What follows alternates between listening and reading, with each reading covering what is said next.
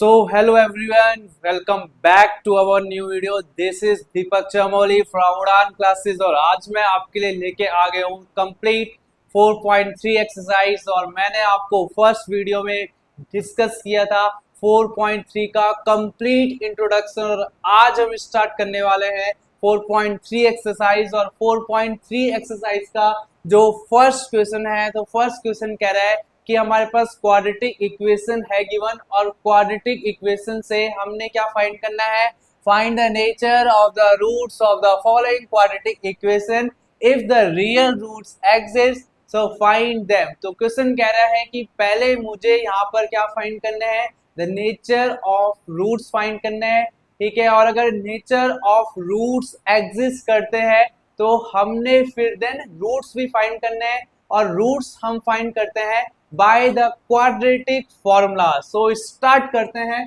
First question. तो देखिए हमारे पास क्या है हमारा, तो फर्स्ट क्वेश्चन जो मेरा है वो क्या है, 2x² minus 3x plus 5 is equals to 0। तो फर्स्ट हम यहाँ पे फाइंड करेंगे the value of a b and c। तो मेरे पास जो वैल्यू ऑफ a है वो है 2 और जो b की वैल्यू क्या है हमारे पास वो है तो 3 एंड द c की वैल्यू है हमारे पास 5। बट बहुत ज़्यादा बच्चों को यहाँ पर कंफ्यूजन होता है कि जो हमारी जो b की वैल्यू है वो 3 होगी या फिर -3 होगी। तो हमारी जो b की वैल्यू होगी वो साइन को देन इंक्लूड करके होगी। तो साइन को इंक्लूड करके जो मेरी b की वैल्यू हो जाएगी वो जाएगी -3। और फिर मैंने आपको बताया था तो पिछली वीडियो में हम लोग d की वैल्यू तो कैसे फाइंड करते हैं, तो d की वैल्यू हम फाइंड करते हैं the value of discriminant, so b² minus 4ac। तो नाउ d इक्वल्स टू, तो b की वैल्यू क्या है मेरी, तो यहाँ पुट कर लीजिए, तो -3 का स्क्वायर एंड -4, फिर a की वैल्यू क्या होती है आपकी 2 एंड c की वैल्यू होती है आपकी 5। नाउ -3 का स्क्वायर आपका हो जाता है यहाँ पर 9 एंड -4 2 जा 8 एंड 8 5 जा हो जाता है 40। सो नाउ जो d की वैल्यू आ गई वो आ गई आपकी -31। सो मैंने आपको देन तो पिछली वीडियो में किया था डिस्कस कि अगर जो d की वैल्यू है, तो अगर d की वैल्यू हो जाती है नेगेटिव, इसका मतलब the roots are not exist. So the roots are not exist का मतलब कि हम फर्दर क्वाड्रेटिक फॉर्मूला नहीं यूज करेंगे। तो ये हमारा हो गया है first question. Now move towards the second question. So हमारे पास सेकंड क्वेश्चन जो हमारा है वो क्या है, तो आइए डिस्कस करते हैं। तो देखिए सेकंड क्वेश्चन जो मेरा है 3x² माइनस 4√3x प्लस 4। सो अगेन सेम होगा, फर्स्ट हम यहाँ पे क्या फाइंड करेंगे, again the value of a is 3 and the value of b is -4√3 and the value of c is 4। so again हम क्या find करेंगे, the value of discriminant, the discriminant की वैल्यू क्या होती है b² माइनस 4ac। तो d equals to b² की value क्या है, तो -4√3 का होल स्क्वायर एंड -4, फिर a की वैल्यू क्या है मेरी है 3 और c की वैल्यू क्या है मेरी 4 है, ठीक है। नाउ d इक्वल्स टू, तो यहाँ पे हम क्या करेंगे अब -4 का करेंगे अब स्क्वायर, तो -4 का स्क्वायर होगा 16 और जो √3 का भी स्क्वायर होगा। बट यहाँ पे है रूट और यहाँ है स्क्वायर, तो स्क्वायर से रूट आपका कैंसिल हो जाता है। तो ये बन जाएगा 3 -4 3 12 एंड 12 4 48। सो d की वैल्यू जो मेरी हो गई वो क्या हो गई 48 -48। सो d की वैल्यू हो गई मेरी 0। सो नाउ जब यहाँ पे जो d की वैल्यू है वो हो गई है 0, तो आप यहाँ पर फाइंड करोगे बाय द क्वाड्रेटिक फॉर्मूला से इसके रूट्स फाइंड करोगे। तो इसके रूट्स फाइंड करने के लिए आप क्या करोगे, तो आइए नेक्स्ट पार्ट में करते हैं मूव।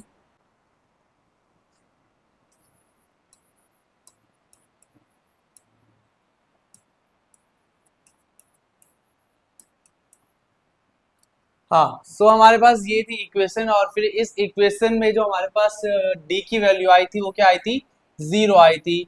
तो क्या मतलब हुआ, जब हमारे पास d की वैल्यू आएगी 0, इसका मतलब 2 रियल रूट्स एग्जिस्ट।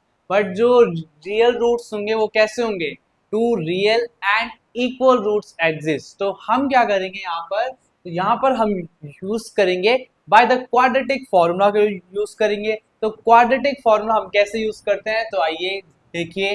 तो क्वाड्रेटिक फॉर्मूला क्या होता है हमारा, minus b plus minus root b square minus 4ac upon 2a। और फिर हम क्या लिख सकते हैं, तो b की वैल्यू क्या है हमारी, तो b की वैल्यू है हमारी तो -4√3, तो माइनस माइनस का हो जाएगा आपका प्लस, तो 4√3 हो गया plus minus root b square minus 4ac को मैं क्या लिख सकता हूँ, मैं लिख सकता हूँ d। और जो हमारे पास d की वैल्यू है वो क्या है, 0 है, तो मैंने पुट कर दिया यहाँ 0 अपॉन 2 इंटू a की वैल्यू क्या है, हो गई 3। नाउ 4√3 और ये हमारे पास प्लस माइनस है तो ये हट जाएगा, बिकॉज यहाँ पे हो जाएगा 0 अपॉन में 6 हो जाएगा। तो 2 2 ज़ा 4 और 2 3 ज़ा 6 हो जाएगा। तो जो मेरे पास क्या बन गया, जो फर्स्ट रूट हो गया 2√3 upon 3 and the second one is 2√3 upon 3। इसका मतलब the two real roots and equal roots exist. तो ये हो गए मेरे रूट्स। अगेन मेरा थर्ड क्वेश्चन जो है वो क्या है, 2x square minus 6x plus 3 equals to 0। तो अगेन यहाँ पर भी हम क्या करेंगे, सेम करेंगे। तो फर्स्ट हम क्या फाइंड करेंगे, the value of a b and c. तो मैंने आपको पहले बताया है, फर्स्ट एक्स स्क्वायर का कोफिशिएंट ए, एक्स का कोफिशिएंट बी और ये हो जाएगा आपका सी। तो पहले हम फाइंड करेंगे the value of D. Value of D is b square minus 4ac। तो value of D is equals to b की वैल्यू क्या है, तो -6 का स्क्वायर एंड -4, फिर ए की वैल्यू क्या है 2 है और सी की वैल्यू क्या है 3 है। नाउ डी इक्वल्स टू क्या हो जाएगा, तो -6 का स्क्वायर हो जाएगा मेरा 36 -4 2 ज़ा 8 8 3 ज़ा 24। तो यहाँ पे जो मेरे पास आ जाएगा तो डी की वैल्यू हो जाएगी 12 हो जाएगी, ठीक है ना। 6 -4 2 एंड 3 -2 1। तो यहाँ पे d की वैल्यू हो जाएगी मेरी 12। तो अब जब d की वैल्यू हो गई मेरी 12, तो मेरा जो क्वाड्रेटिक फॉर्मूला है, तो क्वाड्रेटिक फॉर्मूला यूज होगा। तो क्वाड्रेटिक फॉर्मूले के लिए हम क्या करेंगे, तो again minus b plus minus root b square minus 4ac upon 2a। So जो b की वैल्यू है, तो b की वैल्यू क्या है, तो माइनस में है 6, तो माइनस माइनस का प्लस, तो 6 प्लस माइनस रूट।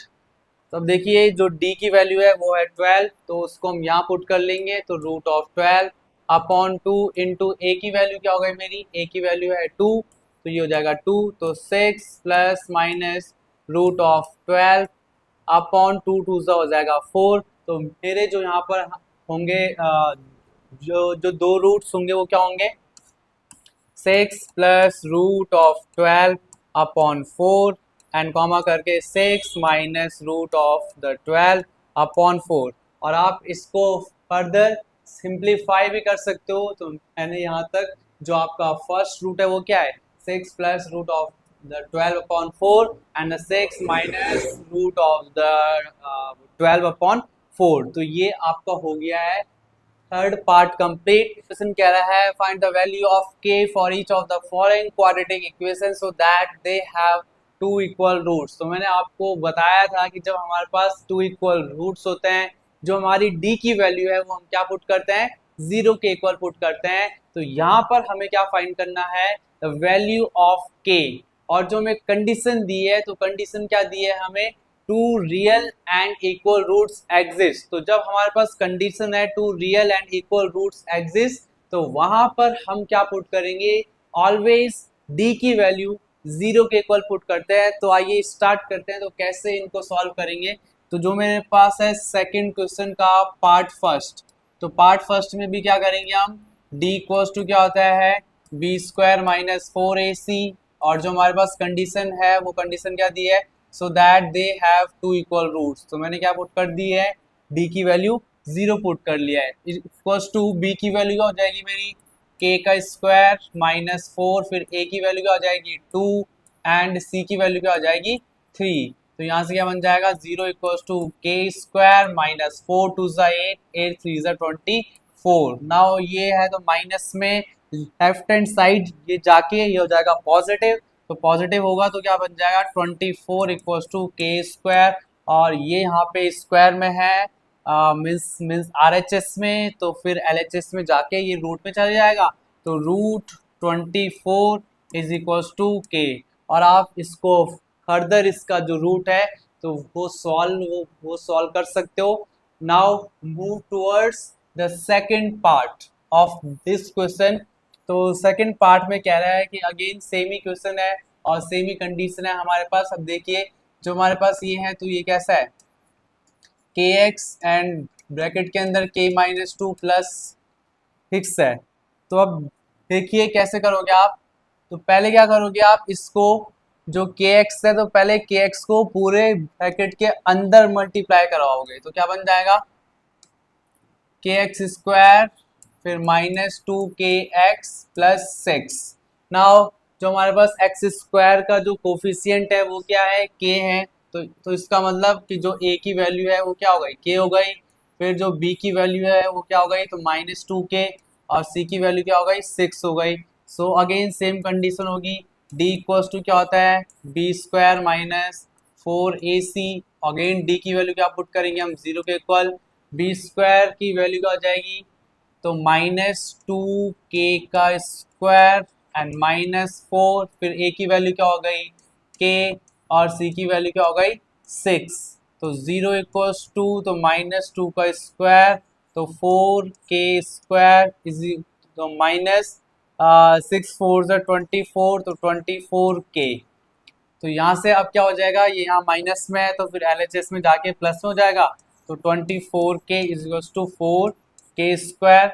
नाउ के से के कैंसिल, तो 24 अपॉन 4 इज इक्वल्स टू के, 4 वन ज़ा 4, 4 6 ज़ा 24, तो के की वैल्यू जो मेरे पास आ गई वो आ गई यहाँ से 6। तो अब देखिए जो सेकंड पार्ट था नहीं, जो सेकंड क्वेश्चन का पार्ट फर्स्ट और पार्ट सेकंड था तो वो हमने कंप्लीट कर दिया है।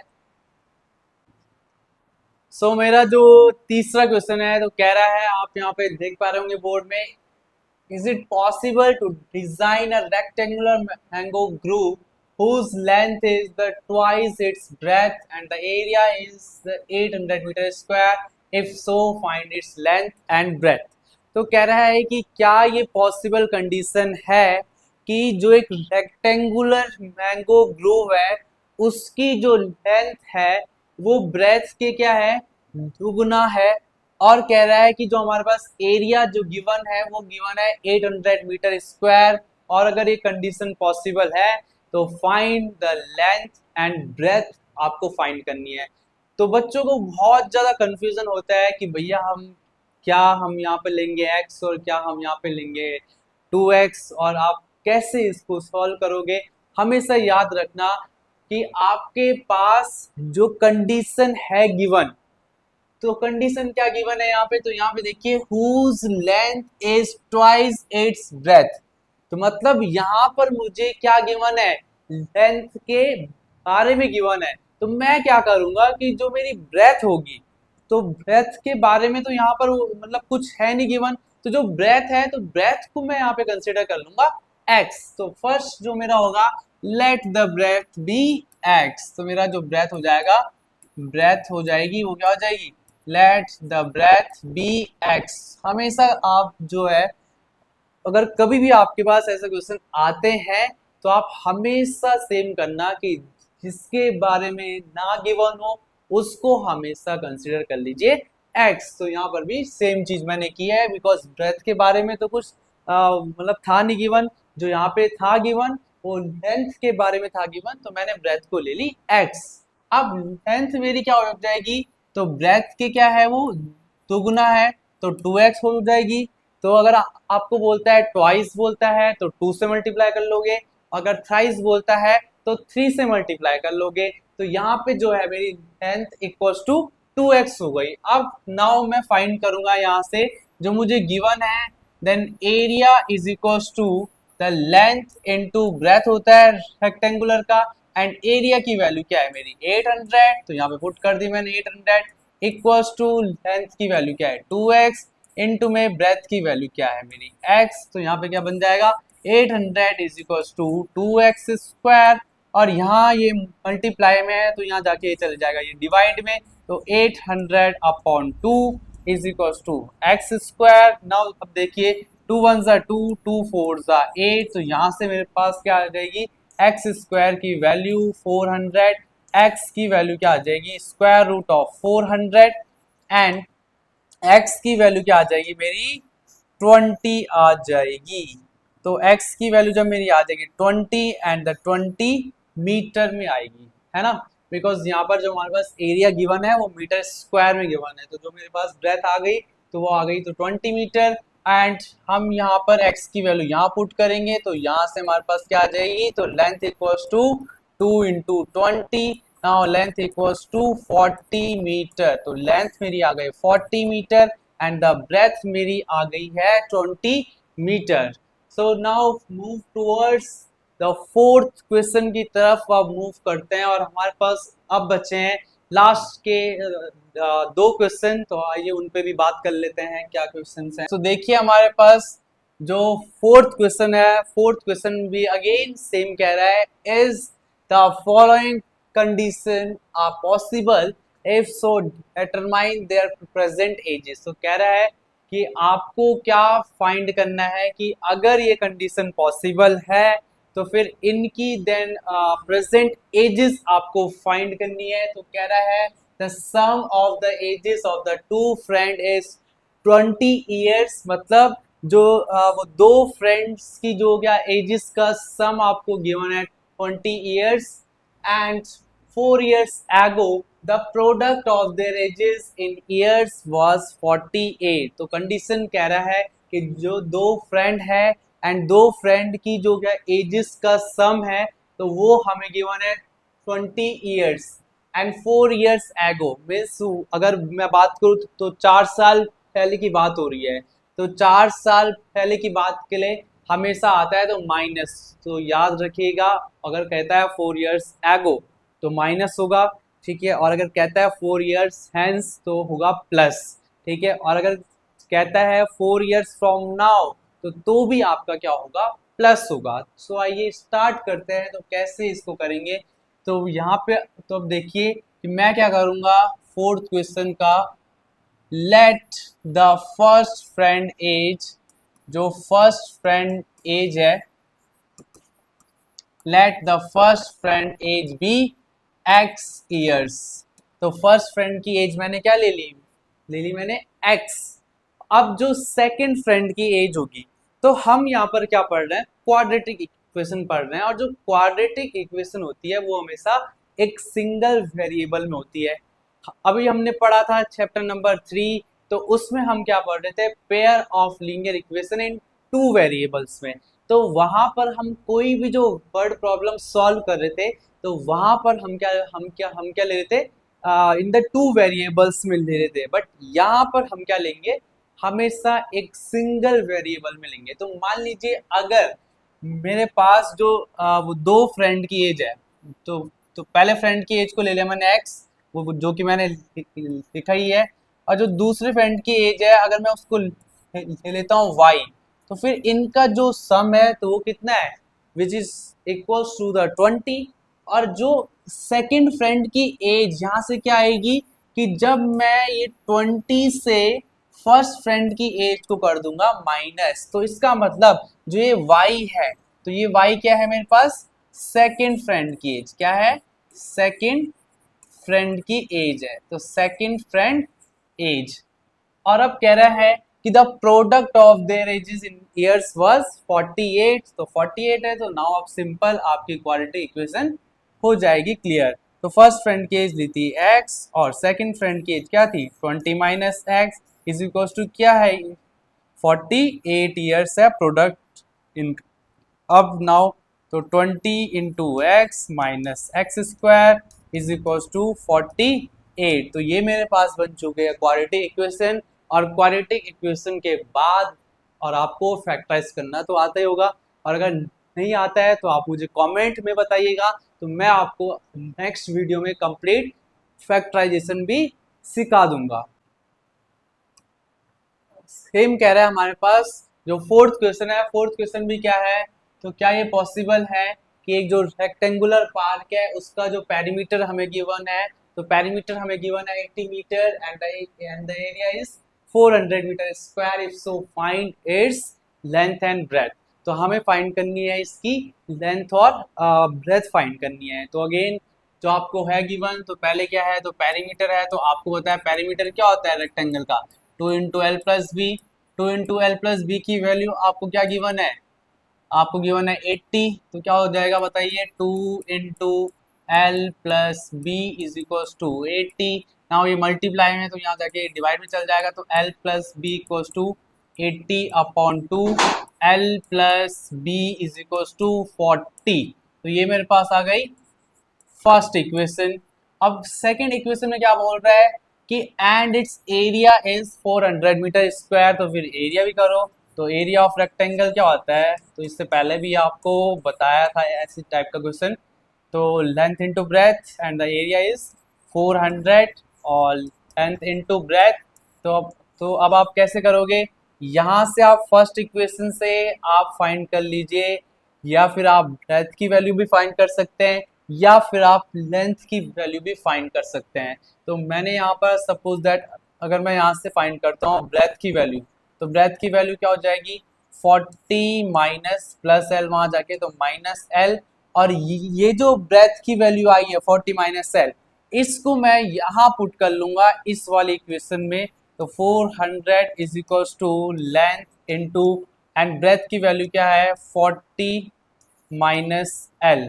तो यहाँ पे क्या बन जाएगी मेरे पास, एक अगेन सेम क्वाड्रेटिक इक्वेशन बन जाएगी, 400 is equals to 40L minus L square. और आप जब इस क्वाड्रेटिक इक्वेशन को सॉल्व करोगे तो यहाँ से आपके पास होगी find the value of length की वैल्यू आएंगी।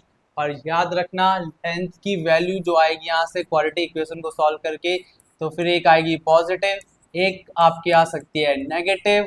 तो हमेशा जो आपकी जो पॉजिटिव वैल्यू को ही हम यहाँ पर कंसिडर करते हैं, because the length and breadth हमारी कौन सी क्वांटिटीज होती है, ये होती है लेंथ वाली क्वांटिटीज। तो इसको हम ऑलवेज पॉजिटिव करते हैं मेजर। तो यहाँ हम इसके बाद जब हमारे पास होगी फाइंड, फिर हम यहाँ पुट करेंगे, यहाँ से हम निकाल देंगे ब्रेथ की वैल्यू। तो ये आपके थे 5 क्वेश्चन, और ये 5 क्वेश्चन मैंने कंप्लीट करवा दिए हैं। तो अगर आपको चाहिए इनकी पीडीएफ, तो आप बस मुझे कमेंट में बता देना, और या फिर मैं यहाँ पर अपना मतलब कांटेक्ट नंबर मेंशन कर रहा हूँ, तो आप वहाँ पर मुझे तो पर्सनली भी डीएम कर सकते हो। तो मैं आपको इनकी पूरी एक कंप्लीट पीडीएफ भेज दूंगा। And thank you so much for watching, और लाइक करते रहिए, शेयर करते रहिए, सपोर्ट करते रहिए, and all the very best.